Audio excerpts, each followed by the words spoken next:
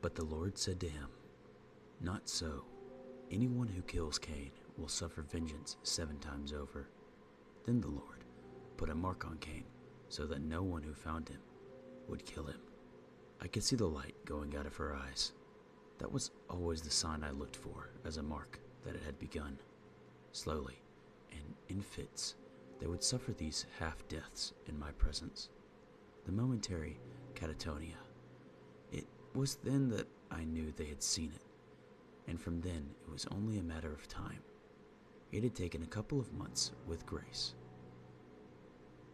We met at a bar. I had spent the evening drinking alone, as had become my Saturday ritual. She met my gaze from across the room, and Christ, it was exactly like the old cliché. We both felt the magic at the same instant. I'm sure of it, because she walked right up to me and introduced herself.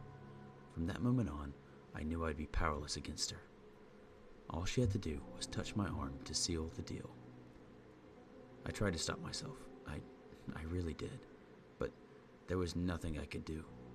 What I intended to be a one-night stand turned once more into a regular thing, and we were all but officially dating 2 weeks later. It had gone so well that I even managed to convince myself that the inevitable wouldn't happen this time around, that Grace was different. She wasn't. One night, as we sat across from each other at my dining room table, I saw her gaze drawn to my chest. It lingered there slightly too long. It took my calling of her name twice before she came back to earth. "Sorry," she said, slightly breathless. For the remainder of the conversation, her typical enthusiasm was replaced with a dull, pensive gaze, which returned again and again to my chest on the left side. I tried to tell myself that it was nothing, that she was merely tired. However, the same thing happened the next night, and every night until she broke it off over text. "Sorry, it's just not going to work out. Goodbye, Lou." And that was the end of it. That night, in the shower, I ran my finger over the left side of my chest and peered down, ignoring the incredible strain this awkward angle placed on my neck and my back. A small, misshapen, dark mark pulsed just beneath the surface of my skin, like a neon sign in reverse. And for what seemed like the millionth time, I scrubbed at it with ferocity. This only resulted in the skin surrounding the mark turning pink and then red before slowly fading back to its normal color. Doctor after doctor had insisted that it wasn't there, and most people seemed totally oblivious to it. The mark only ever seemed to reveal itself to the people I really cared about. And then, after an unpredictable length of time, Grace had been slow on the uptake. Some girls seemed to notice it hours or minutes after meeting me. The previous record had been held by a dark-skinned brunette whose name I can no longer recall, who had taken a week to see it. But it always revealed itself eventually, and it always drove them away. I felt stupid for crying over her. What had I expected? That I could somehow suddenly rewrite the laws of nature and make a lasting connection? It had never been so, and could never be. Later that night, I got blind drunk. Literally, I was so plastered that everything spun and I couldn't keep my eyes focused. This resulted in a face-down nap in my laundry hamper. This might have been funny under different circumstances, but I wasn't in the laughing mood. When I woke, it was with a start which disturbed my precarious position and left me and my dirty clothes in a heap on the floor. The pain was nothing compared to my headache. Through bleary eyes, I peered at my phone and winced as the light sent sharp stabs of pain through my skull. After blinking a few times, I could handle looking at it for a few moments at a time, and I saw I had apparently spent most of the night calling Grace. She had not picked up even once, but had sent me a text that comprised of the ominous yet definitive message: "Block this number. Don't call again."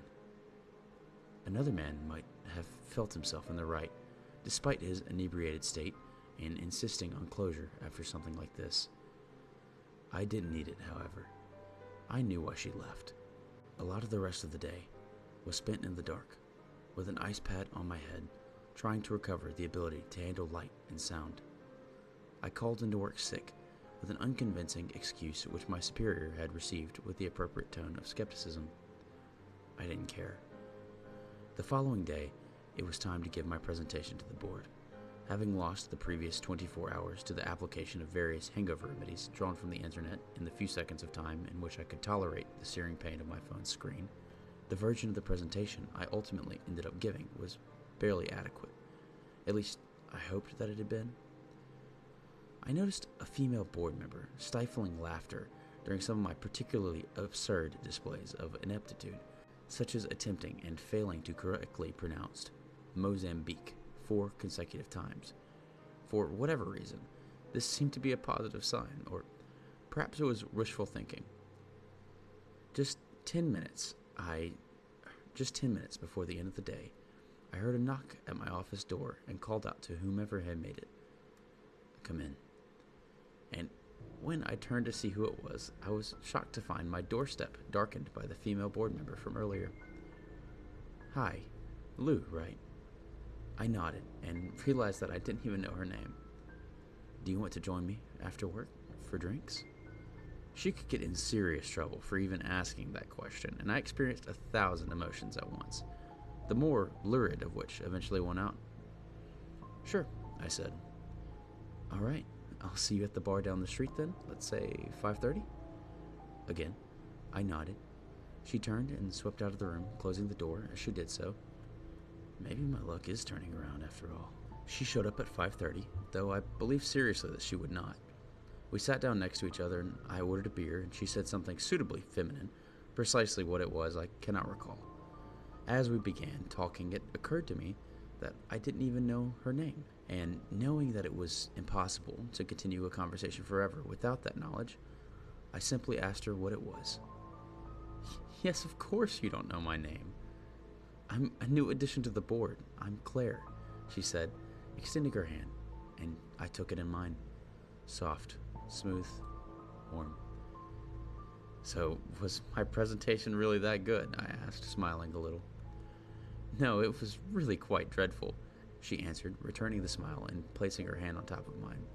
"But let's forget that. Maybe we should forget the drinks altogether and just go straight back to my place." As she said this, I choked a little on the sip I had just taken. "Really?" I asked stupidly. "Really," she said, maintaining eye contact. I stood dreamily and allowed her to lead me outside and to her car, entirely forgetting about mine or what would happen to it were I to leave it on the sidewalk. But just as she was about to turn open the car door, something stopped her, and she looked at me strangely, directly at the left side of my chest. "I'm sorry, Lou. I just remembered my sister's coming tonight. I can't. I'll see you later." And with that, she stepped into the car and drove off into the night. Later that night, I woke up in front of the TV with several bottles of beer covering my body and the TV blaring noisily. My head ached. Sometimes a shower can help with that, so I walked to the bathroom and waited for the hot water to start flowing. Once inside the shower, I sighed deeply and pressed my forehead against the wall, a position in which I was all too familiar.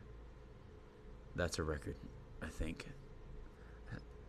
It only took her half a day. Then I glowered at the mark over my heart. It pulsed gently, like it was mocking me. In a fit of sudden clarity, I grabbed a pair of nail clippers, which was lying on the little shower shelf which held various hygiene products. Then, without a moment's hesitation, I brought it down onto my chest, ignoring the pain and spilling forth my lifeblood into the greedy showerhead stream. I mingled it with the water, forming snake-like tendrils of scarlet, whisking themselves away down the drain. I dragged the scissors around the mark, cutting deep in order to ensure that they had punctured every layer of skin.